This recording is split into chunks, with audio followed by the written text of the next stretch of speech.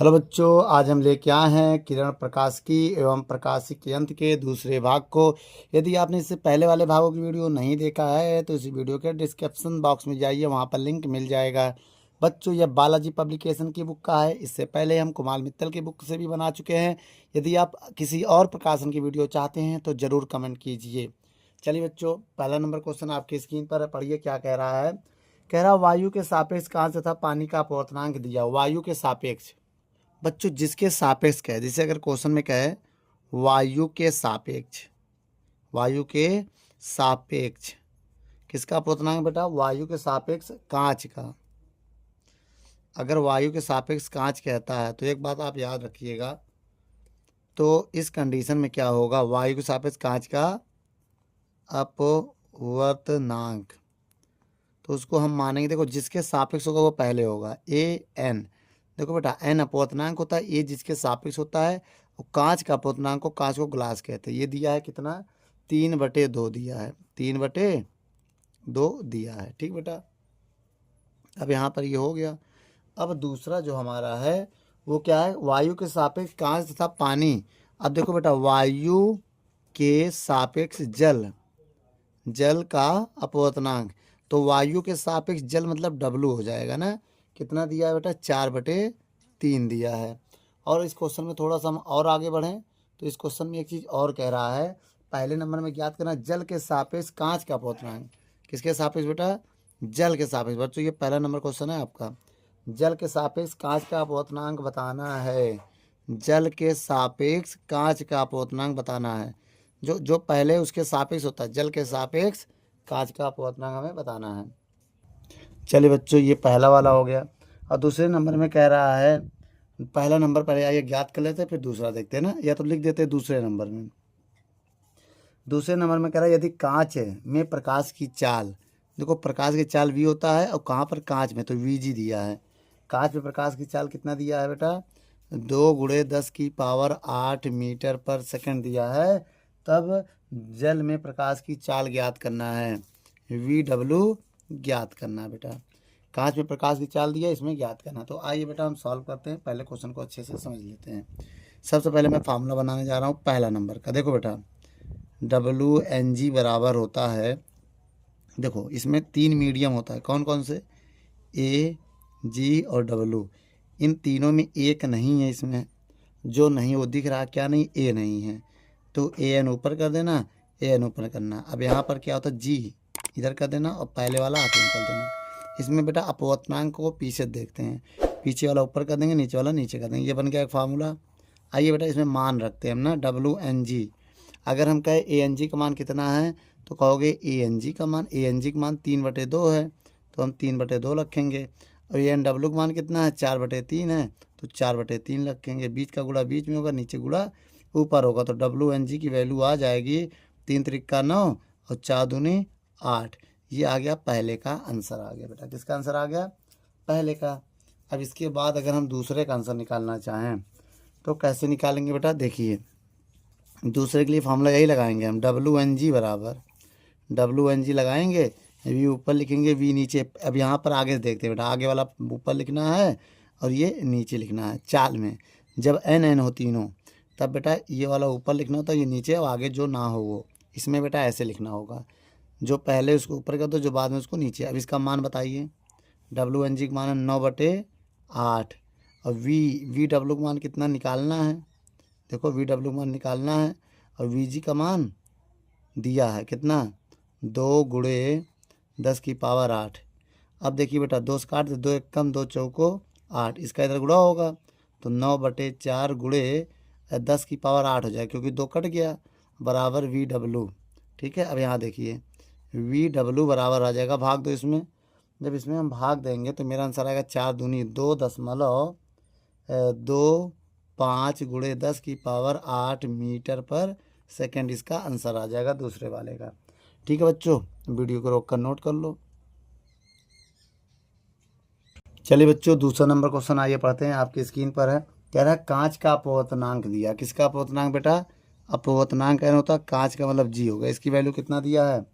1.5 दिया, कांच का अपवर्तनांक। अब आगे पढ़िए, जल का अपवर्तनांक भी दिया है। जल का अपवर्तनांक मतलब NW कितना दिया है 1.2 भैया, 1.2 ये जल का भी अपवर्तनांक हो गया। ठीक है, और आगे बढ़िए।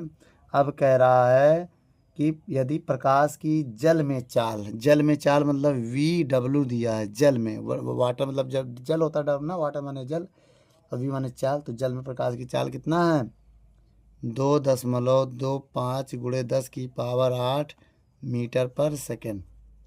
और क्या कह रहा है बेटा आगे, कांच में चाल क्या होगी, VG निकालना है।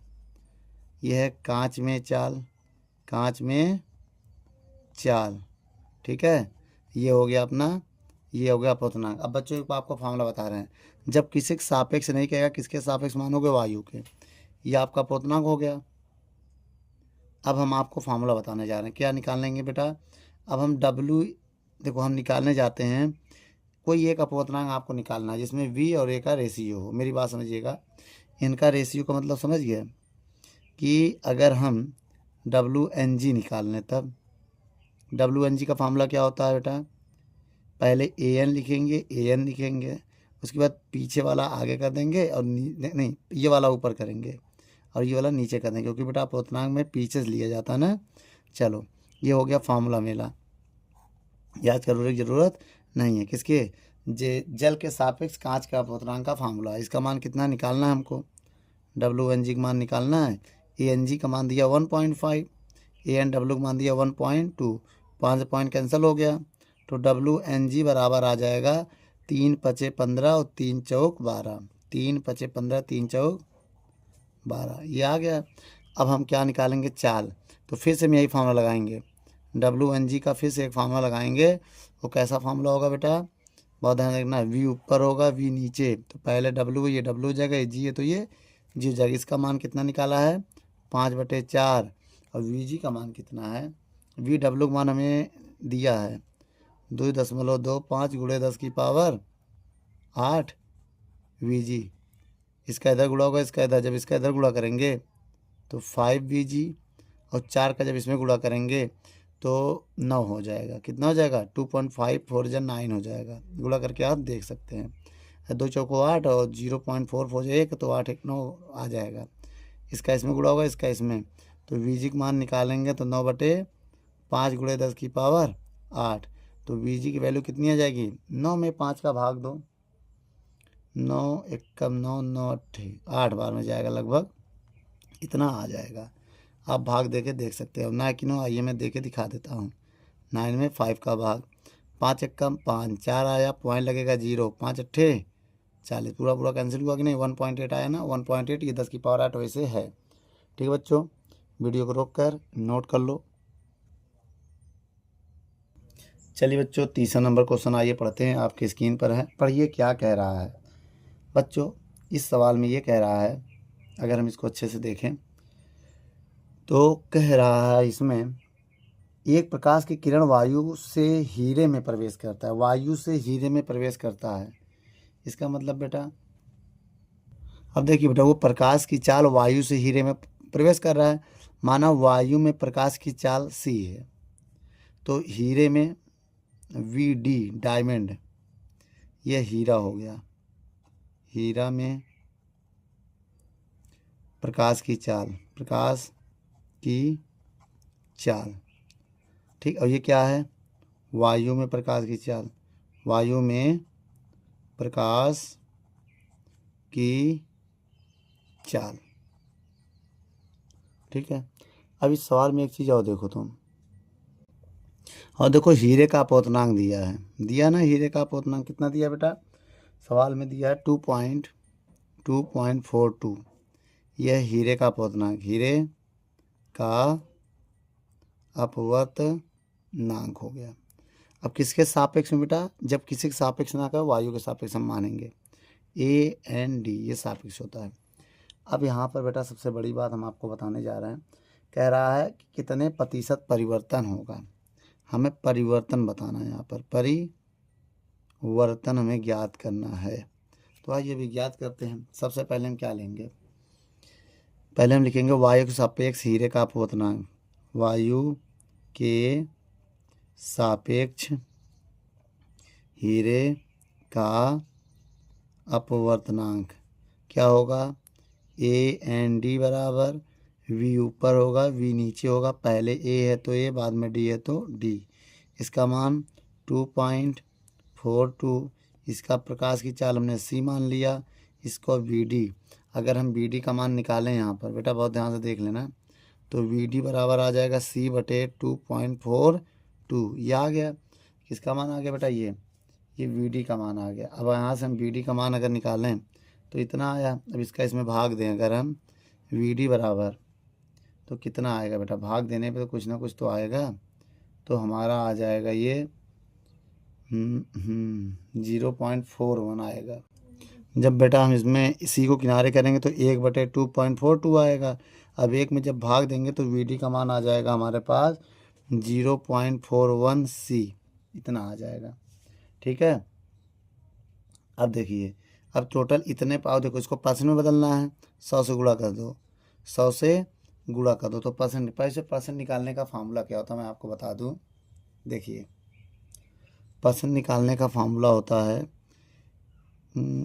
जो इसका परसेंट है बेटा, यही है ना, प्रतिशत अगर निकालते हैं, हीरे का प्रतिशत, हीरे में परसेंट हम निकालना चाहते हैं। ठीक है, तो VD का जो मान आया है बटे VA का मान गुणे 100, ये होता फार्मूला। अब देखिए VD का मान कितना है, 0.41 C है, और VA का मान C है, गुणे 100। C से C कैंसिल, पॉइंट आएंगे, 2 जीरो बढ़ाएंगे, 100 से 100 कैंसिल, तो कितना आ गया, 41% आ गया। कितना आ गया, 41%। और परिवर्तन कितने होगा बेटा, देखो परिवर्तन होगा, टोटल परसेंट 100 का होता है, 100 में घटा दो 41%, तो परिवर्तन क्या हो गया, 59% का परिवर्तन होगा। कितने का होगा, 59% का परिवर्तन होगा। जो भी आए उसको आप घटा दो तो ही परिवर्तन हो गया इतने परसेंट का। ठीक बच्चों, वीडियो को रोक कर नोट कर लो। चलिए बच्चों, चौथा नंबर क्वेश्चन आइए देखते हैं। चौथा नंबर क्वेश्चन क्या कह रहा है, आइए देखते हैं। कह रहा है कि चित्र में प्रकाश की किरण वायु से पारदर्शी गुटके में प्रवेश करता है। यदि गुटके के पदार्थ का अपवर्तनांक, अपवर्तनांक क्या होता है बेटा, बहुत ध्यान देखना, अपवर्तनांक n होता है। और किसी गुट पदार्थ को मटेरियल बोलते हैं, तो इसका अपवर्तनांक कितना दे दिया है, √2। बेटा कितना दे दिया है, √2 हो गया पदार्थ का अपवर्तनांक। ठीक है, और किसके सापेक्ष, मान लिया पदार्थ का अपवर्तनांक है, क्या है बेटा, ये पदार्थ का अपवर्तनांक। तो यहाँ केवल n ही मान लो, रहने दो, केवल n मानो, पदार्थ का अपवर्तनांक। ठीक है, और क्या दिया बेटा इसमें, और इसमें दिया है कि चित्र भी दिया। देखिए चित्र में देखिए, अपवर्तन कोण का मान बताना है, अपवर्तन कोण R होता है। ये क्या होता है, अपवर्तन कोण, अपवर्तन कोण कितना होता है, R होता है। और कह रहा है इसमें अपवर्तन कोण का मान निकालना है, R होता है। और आपतन कोण कितना दिया है, I का मान डायग्राम में देखें तो 45 डिग्री दिया है ना। अब हम आपको एक फार्मूला बताते हैं बेटा, स्नेल का नियम, स्नेल का नियम, स्नेल का नियम होता है n बराबर sin I बटे sin R। n का मान √2 है, sin I की वैल्यू कितना, 45, और sin R ये आएगा, भागे देखो बेटा, sin R इधर जाएगा, और ये रूट, एक काम करो, sin R को इधर भेज दो, √2 गुणे sin R बराबर, sin 45 का मान 1/√2 होता है। अब √2 को इधर भेजेंगे, sin R बराबर 1/√2 गुणे √2, 2 हो जाएगा। sin R बराबर 1/√2 का √2 में गुणा करेंगे 2 हो जाएगा। उसके बाद sin R बराबर, ये sin 30 की वैल्यू होती है, sin 30 की वैल्यू 1/2 होता है, sin से sin कट जाएगा, R का मान आएगा 30 डिग्री। यही मेरा आंसर है बेटा। वीडियो को रोक कर नोट कर लो। चलिए बच्चों, 5वां नंबर क्वेश्चन आपकी स्क्रीन पर पढ़िए, क्या कह रहा है। कह रहा है एक पात्र में 12.5 सेंटीमीटर गहराई तक पानी भरा है। पात्र की पेदी में रखे सुई की गहराई 9.4 सेंटीमीटर प्रतीत होती है, तो पानी का अपवर्तनांक ज्ञात करो। बेटा प्रतीत होती है मतलब आभासी। देखो कह रहा 12, देखो क्वेश्चन में कह रहा 12.5 सेंटीमीटर गहराई तक पानी भरा जाता है, तो ये वास्तविक गहराई होगी बेटा। क्या होगा ये? वास्तविक गहराई। वास्तविक गहराई कितना है? इस सवाल में वास्तविक गहराई दिया है 12.5 सेंटीमीटर। ठीक है। अब आभासी गहराई, आभासी गहराई कितना दिया है? 9.4 सेंटीमीटर। बोलो 9.4 सेंटीमीटर है। तो पानी का अपवर्तनांक क्या है? अपवर्तनांक, पानी का अपवर्तनांक n कितना दिया है? ठीक बच्चों, अब आइए यहाँ पर हम फार्मूला देखते हैं। फार्मूला क्या होता है बेटा? बहुत ध्यान से देखिए। अपवर्तनांक बराबर फार्मूला होता है, ठीक है, क्या होता है बेटा? अपवर्तनांक बराबर फार्मूला होता है वास्तविक गहराई, वास्तविक गहराई बटे आभासी गहराई। अब देखिए अपवर्तनांक जो दिया है वो वास्तविक गहराई 12.5 है, आभासी गहराई 9.4 है। पॉइंट कैंसिल हो गया, 125/94 आ गया। अब 125 को 94 में भाग दे दोगे तो n का मान 1.3 आ जाएगा। क्या आ जाएगा? अपवर्तनांक n होता है ना बेटा, तो अपवर्तनांक कितना होता है? अपवर्तनांक n होता है, n का मान 1.3 आ गया। यही मेरा फाइनल आंसर है। 1.33 आएगा, आप देख लेना भाग देके। ठीक बेटा, नोट कर लो। चलिए बच्चों, अब हम लोग सवाल नंबर 6 पढ़ते हैं। क्या कह रहा है इस क्वेश्चन में, आइए देखते हैं। कह रहा है एक तालाब में 1.3 अपवर्तनांक का द्रव भरा हुआ है, n का मान 1.3 अपवर्तनांक हो गया। ये अपवर्तनांक हो गया बच्चों। और क्या कह रहा है आगे? कह रहा है इसकी तली में रखी वस्तु की आभासी गहराई, आभासी गहराई कितना दिया है? 7.7 सेंटीमीटर कितना दिया है। इस द्रव का वास्तविक गहराई कितना होगा? वास्तविक गहराई कितना होगा? तो फार्मूला हम आपको याद है बेटा ना, फार्मूला देख लो। अपवर्तनांक बराबर होता है, अपवर्तनांक बराबर होता है वास्तविक गहराई बटे आभासी गहराई। अपवर्तनांक दिया है 1.3 बराबर, वास्तविक गहराई निकालना है, वास्तविक गहराई निकालना है।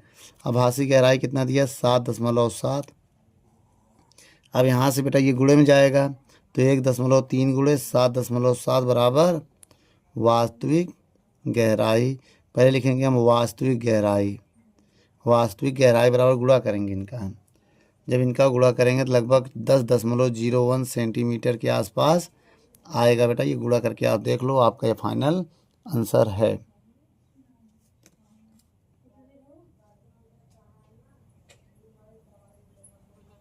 चलिए बच्चों, 9 नंबर सवाल देखते हैं। क्या कह रहा है? कांच तथा वायु में प्रकाश की चाल, कांच तथा वायु में, देखो कांच मतलब जी, वायु मतलब ए। कांच में प्रकाश की चाल कितनी है? 2 × 10⁸ मीटर पर सेकेंड। और जल में कितनी है? वायु में 3 × 10⁸ मीटर पर सेकेंड। ये कांच में हो गया चाल और ये वायु में हो गया। इसके बाद क्या कह रहा है क्वेश्चन में? जब रोशनी किसी चिन्ह के ऊपर 6 सेंटीमीटर मोटी कांच की प्लेट में रख दी जाती है तो कितना उठी हुई प्रतीत होती है? चलिए बच्चों, आइए देखते हैं। मोटाई कितनी है इसकी? मोटाई, इसकी मोटाई है 6, कितना है? 6 सेंटीमीटर इसकी मोटाई है। अब आइए बेटा फार्मूला देखते हैं।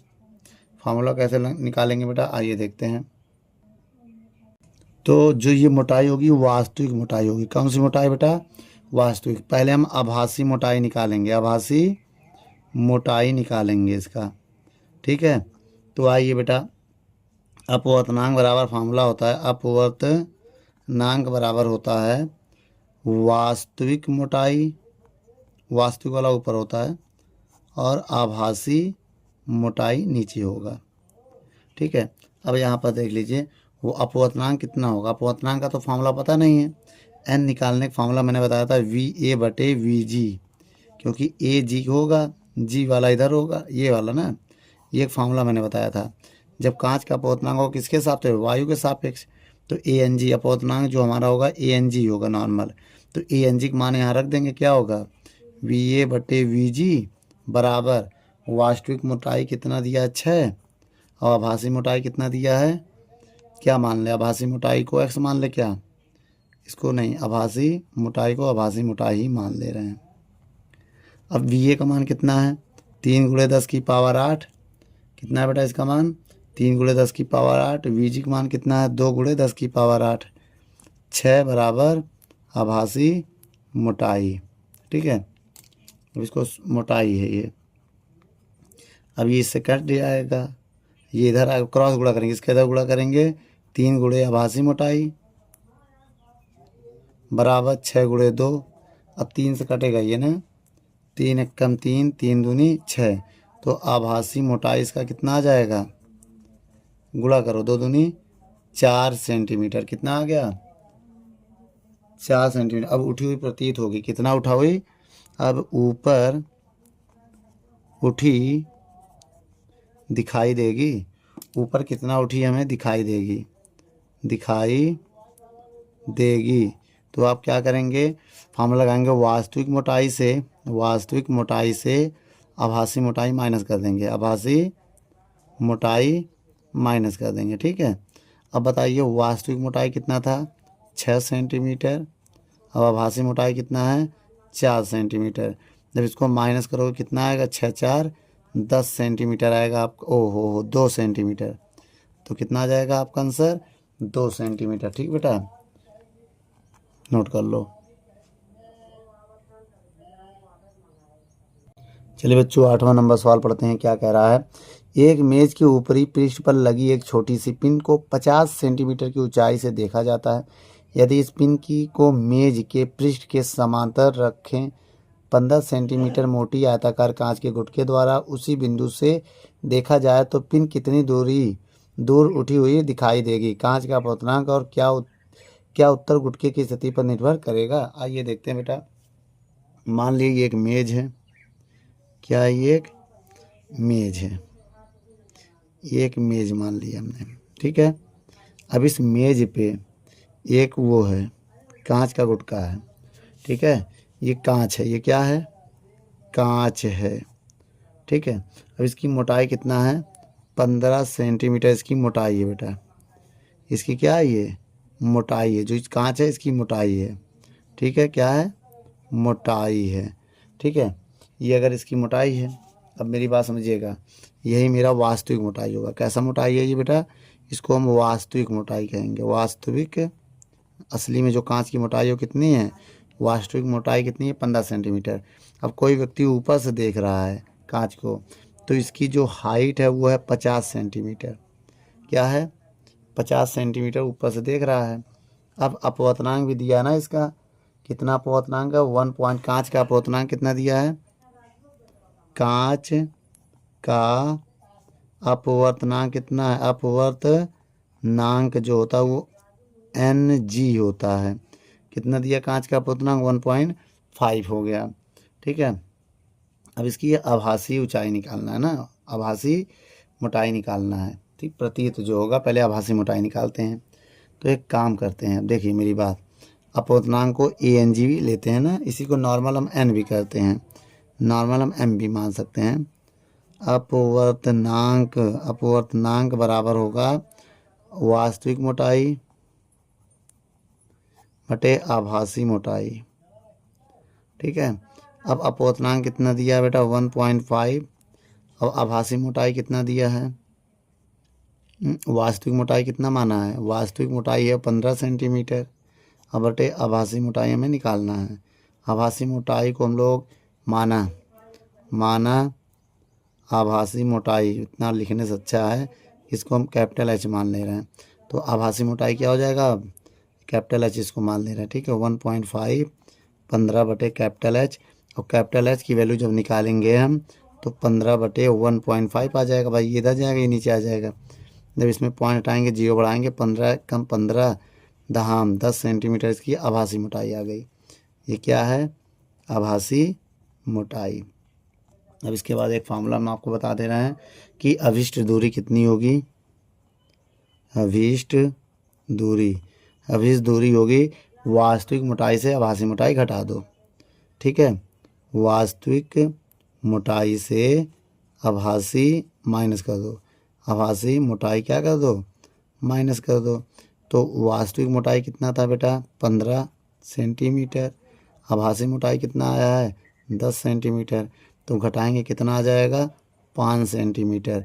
तो इसका आंसर कितना आ जाएगा, 5 सेंटीमीटर। और बेटा इस क्वेश्चन में क्या है, कह रहा है क्या यह उत्तर के गुटके पर निर्भर करेगा। तो लिखोगे यह उत्तर की स्थिति पर निर्भर नहीं करेगा।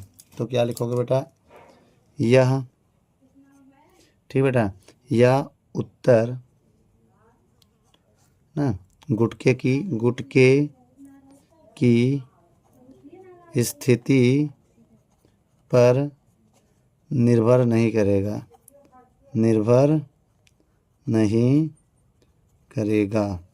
ठीक बेटा।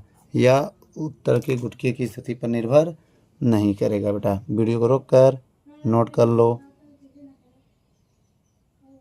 चलिए बच्चों 9 नंबर क्वेश्चन देखते हैं, आइए पढ़ते हैं क्या कह रहा है इस सवाल में। कह रहा चित्र आपको दिया गया है, देखिए बेटा आपके डायग्राम में कुछ चित्र दे रहा है। इसमें μ1 की वैल्यू दिया है, μ2 की वैल्यू दिया है, और μ3 की वैल्यू दिया है, और d1 की वैल्यू दी है, d2 की वैल्यू और d3 की वैल्यू दिया है। सबसे पहले आइए सबकी वैल्यू लेते हैं, ठीक है। बताइए बच्चों, d1 की वैल्यू कितना दिया है, 8 सेंटीमीटर। d2 की वैल्यू कितना दिया है, 4.5 सेंटीमीटर। और d3 की वैल्यू कितना दिया है, 6 सेंटीमीटर, ठीक है। अब इतना देने के बाद उसके बाद क्या है, बहुत ध्यान से देखिएगा। उसके बाद हमारा है μ1, μ2, μ3। μ1 की वैल्यू दिया है, μ2 की वैल्यू दिया है, μ3 की वैल्यू दिया है, ठीक है बेटा। μ1 की वैल्यू कितनी है, बहुत ध्यान से देखिएगा। अब यहाँ पर अगर हम देखें क्वेश्चन में तो μ1 की वैल्यू है 1.6, और μ2 की जो वैल्यू है वो 1.5 है, और μ3 की वैल्यू जो है वो 4/3 है। इतना है बेटा, ठीक है। अब हम फार्मूला लगाने जा रहे हैं। फार्मूला याद कर लो बेटा कि डी आभासी निकालना है, डी आभासी। तो d1/μ1, d2/μ2 और d3/μ3। अब बताइएगा d1 कितना है बेटा, 8, और μ1 कितना है, 1.6, d2 कितना है, 4.5, देख लो, और μ2 कितना है, 1.5, d3 कितना है, 6 है, और μ3 कितना है, 4/3। अब बताइए बेटा 8/1.6, पॉइंट आएंगे 0 बढ़ाएंगे, 5 पॉइंट कैंसिल, तो 15/5, और ये 3 ऊपर जाएगा, 6 18/4, 16 कम 16 25 80, 5 आ जाएगा। इसको अगर काटेंगे हम 15 3 45, 3 आ जाएगा। इसको काटेंगे तो 4.5 आ जाएगा, ठीक है। भाग दे के देख लो, 4 चौक 16, 2 आएगा, 4 पंचे 20। इनको जोड़ोगे तो 5 3 8 से 8 4 12, 12.5 सेंटीमीटर ये आ जाएगा हमारा। अब हम क्या करेंगे बेटा, डी रियल निकालेंगे। हम क्या निकालेंगे, डी आभासी, डी वास्तविक निकालेंगे। अब इसके लिए क्या होगा, d1 d2 d3।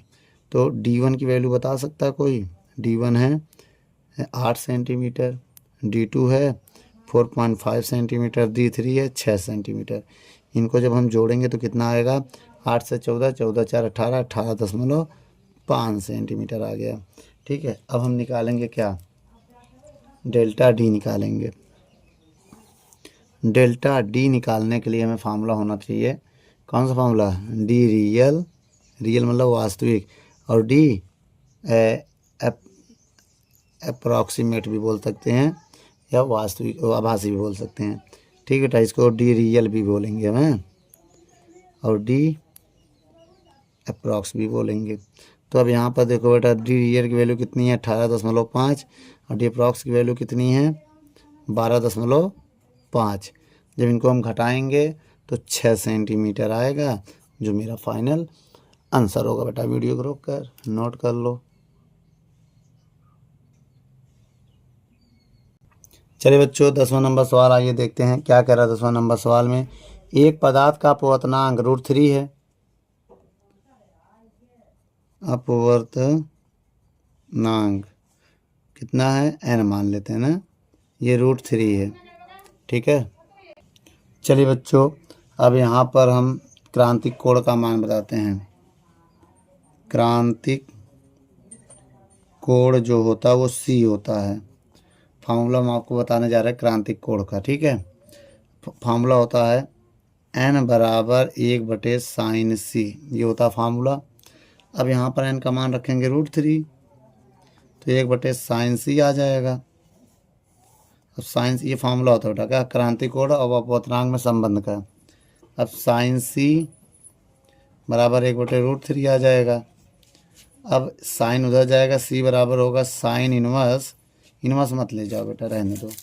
ये किसकी वैल्यू होती है, साइन c बराबर, ये होता है साइन 1/√3, साइन में किसी की वैल्यू होती है, हम आपको बता दें, ये वैल्यू होती है 35.3 का, साइन 35.3 डिग्री का। साइन से साइन कट जाएगा, c बराबर आ जाएगा 35.3 डिग्री। ये तरीका सही है बेटा। ठीक है, वीडियो को रोक कर नोट कर लो। चलिए बच्चों, अब हम लोग सवाल नंबर देखते हैं 11 नंबर सवाल में क्या कह रहा है। कह रहा है किसी माध्यम में क्रांतिक कोण का मान 60 है। मान लो किसी माध्यम में क्रांतिक कोण का मान 60 है, 60 डिग्री है। ये क्या है, क्रांतिक कोण। ठीक है, और आगे बढ़िए, क्रांतिक कोण कितना है 60 है, उसका अपवर्तनांक ज्ञात कीजिए, n का मान ज्ञात करना है। इसका नाम क्या है, अपवर्तनांक। ये कैसे ज्ञात होगा, बहुत ध्यान से देखिएगा। अब यहाँ पर अगर हम फार्मूला लगाएं, फार्मूला क्या होता है, n बराबर 1/sin c, n बराबर 1/sin 60। साइन 60 का मान होता है √3/2। कितना होता है बेटा साइन 60 का मान, ये आपको देखना पड़ेगा। ये 11 नंबर सवाल है ना बेटा, साइन 60 का मान कितना होगा। अब देखिए बेटा, अगर यहाँ वैल्यू रखते हैं हम, देखिए n बराबर 1/sin 60 का मान क्या होता है √3/2, 2 ऊपर पहुँच जाएगा, 2/√3 आ जाएगा। अब यहाँ देखिए n बराबर √2, √3 का मान होता है 1.732। तो बच्चों में यहाँ बता दे रहे हैं √3 का मान होता है 1.732। ठीक है, अब इसका एक मिनट √2 होता है। अब बताओ बेटा, इसका भाग दे दो 2 में, जब 2 में भाग देंगे तो 1.154 आएगा। कितना आ जाएगा, 1.154 आ जाएगा इसका आंसर। ये 11 नंबर सवाल हो गया। ठीक बेटा, वीडियो को रोक कर नोट कर लो। चलिए बच्चों, 12 नंबर सवाल पढ़ते हैं क्या कह रहा है 12 नंबर सवाल में। एक द्रव में प्रकाश की चाल, देखिए बेटा प्रकाश की चाल VA होता है, और द्रव में प्रकाश की चाल है ना, तो लिक्विड होगा L होगा बेटा, L होगा। एक द्रव में प्रकाश की चाल कितनी है 1.5 × 10⁸ मीटर पर सेकेंड। ये द्रव में चाल है, द्रव में चाल। और आगे बढ़िए, और कह रहा है वायु में प्रकाश की चाल है VA बराबर, कितना दिया है बेटा वायु में 3 × 10⁸ मीटर पर सेकेंड। ये है वायु में चाल। और अगर आगे बढ़ें तो कह रहा है कि यदि एक प्रकाश किरण उसी द्रव में वायु में प्रवेश करती है तो क्रांतिक कोण का मान ज्ञात करो। C का मान ज्ञात करना है। तो पहले हम आइए ANG निकाल लेते हैं बेटा, ANL। तो V ऊपर V नीचे, पहले A तो A, बाद में L तो L। ANL निकालने का मतलब ये हो गया अपवर्तनांक, वायु के सापेक्ष द्रव का अपवर्तनांक। VA का मान कितना है 3 × 10⁸, VG का मान कितना है 1.5 × 10⁸। इतना आएगा बेटा। अब हम क्या करेंगे, इसको काट देंगे। काटो, कितना आएगा जब इसको काटेंगे हम, जब हम इसको काटेंगे तो कितना आएगा। ANL बराबर, काटो, पॉइंट हटाएंगे, 0 बढ़ाएंगे, 30/15 हो जाएगा और ये इससे कैंसिल हो जाएगा। तो 15 कम 15 दूनी 30, ANL बराबर आ गया 2। कितना आ गया ANL बराबर 2। अब बताओ बेटा, अब इसके बाद फार्मूला हम बता रहे हैं। ANL जो होता है यही मेरा N होगा, अब यही मेरा N होगा, पहले A होगा तो मेरा N हो जाएगा। N बराबर होता है 1/sin C, sin C इधर जाएगा तो 1/N हो जाएगा। sin C 1/N किसका मान होता है, 2 है, N का मान 2 है, देख लो N का मान 2 रख दिया। अब ये किसका मान होता है, 1/2 sin 30 का मान होता है, sin 30 का मान, sin कटेगा, C की वैल्यू 30 डिग्री, मतलब क्रांति कोण कितना आ गया, 30 अंश का। बच्चों यही मेरा फाइनल आंसर है।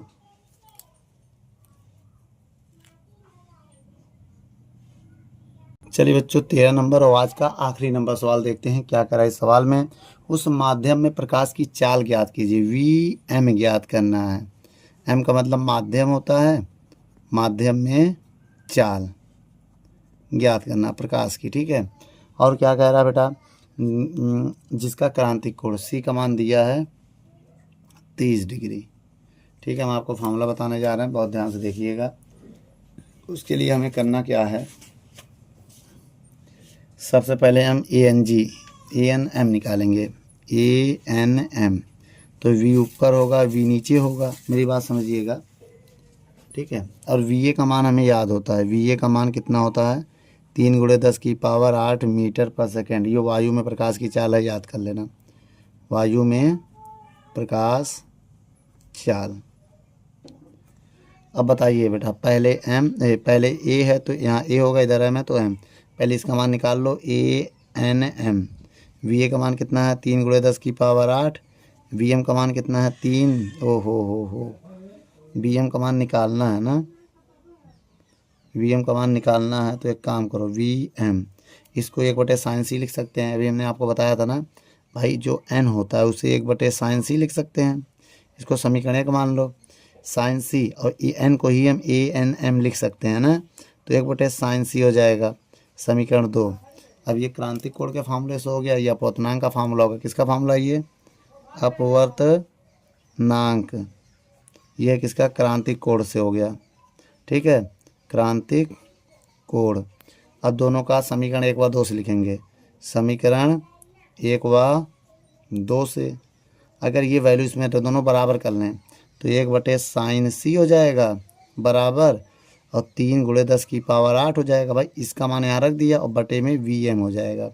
और sin C का मान बताओ, 1/sin C, C की वैल्यू 30 है तो 30 हो जाएगा, और 3 × 10⁸ VM हो जाएगा। और VM इधर जाएगा, sin C इधर जाएगा, तो VM बराबर हो जाएगा 3 × 10⁸ × sin 30।